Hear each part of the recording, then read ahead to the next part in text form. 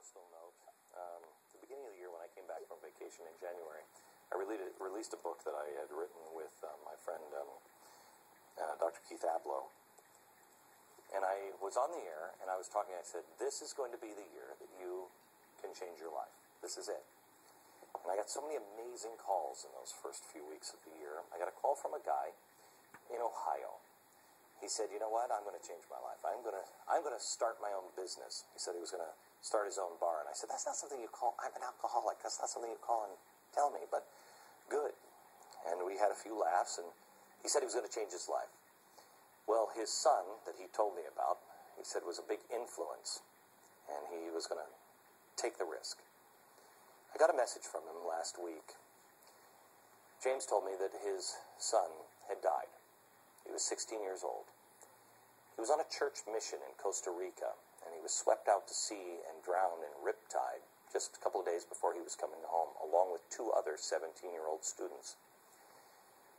My listeners and my viewers, I consider you to be friends and family. I'd only talked to James once, maybe twice, and when somebody on my staff came to me and told me, I wanted to call him. And I did. It was about 10 o'clock at night one day after work. Quite honestly, I didn't know what to say to him. What do you say to somebody whose teenage son has just been taken prematurely and said to you, I'm going to change my life? I could have called him earlier in the day, but it was the last thing I did because I was avoiding it like I usually do when I'm troubled by things.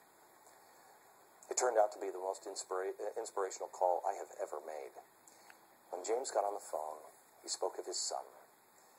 He said, I tried to raise a man for the first 12 years, but he taught me to be a better father and a better man for the last 4 years of his life.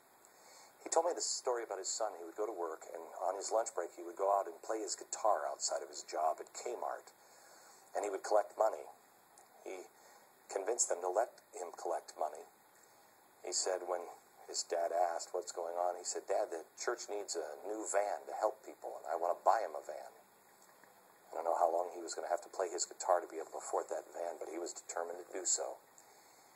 James said, Glenn, I've just paid for my son's funeral and shipping his body back, and I'm broke.